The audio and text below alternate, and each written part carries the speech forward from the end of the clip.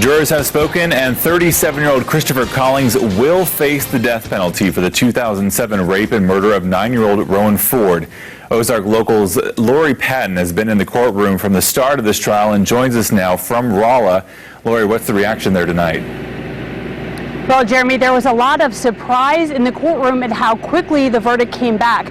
But right after that verdict was read, Colleen Munson, who is Rowan Ford's mother, got up and walked directly out of the courthouse with her daughter, Ariane.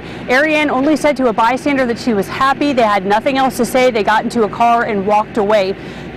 Drove away, rather. This 2007 case has been winding through the courts for years, but it took jurors just minutes to make their decision tonight. We, the jury, having found the defendant Christopher Collings guilty of murder in the first degree of Rowan Ford, now assess and declare the punishment of death. It took jurors a little more than 45 minutes to give Christopher Collings the death penalty. Just kind of glad that we had made our case that convincing. For Berry County Prosecutor Johnny Cox, this day is a long time coming. He took her out of her room like a thief in the night. And I wasn't just saying that anecdotally. He really did steal her that night. He stole her. He stole her innocence. He stole her dignity. He stole her privacy, her body, and ultimately he stole her life from her. Cox says as a father and a prosecutor, this case was difficult.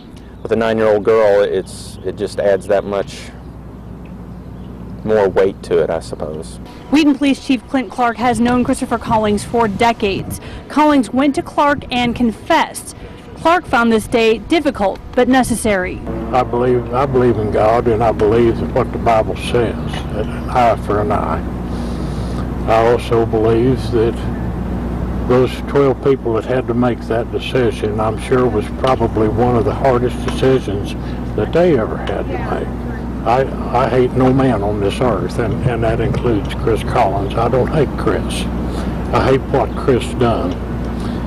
You know, I'm a father. I have 2 daughters. I have 2 lovely granddaughters, and I have 1 brand new lovely great-granddaughter.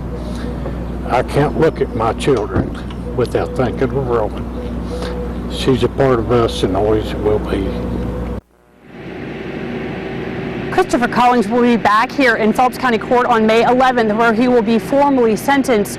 David Spears, Rowan Ford's stepfather, who has also been charged in this case, will go on trial in October. Jeremy. And Laura, you've been there this entire time. This must have been an extremely difficult process for the jurors.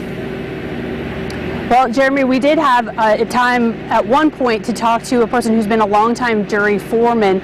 He said that one thing that they do is they keep an eye on jurors through the entire trial to make sure that they are mentally and physically doing okay, because they are seeing a lot of very hard evidence. There were autopsy photos, a lot of evidence from the scene from where Rowan was found, particularly in this case. So they are actually checking on them constantly. Every day jurors would come in and sometimes in unison greet the judge. It kind of became a joke between the jurors and the judge, but she spent a lot of time in the morning asking how they were doing, if their food was good, how they were feeling, and that kind of thing. And that was really, that greeting in the morning was really the lightest part of the day. You could tell these jurors were really down to business. But as a sequestered jury, they were kept away from all kinds of different information. Right. They had no access to anything. Tonight they walked out into a van and they will be sequestered until they get back to Platte County and are formally released. Quite a trial for sure. Lori Patton covering this tonight and for several days previous. We appreciate your reporting from Rolla.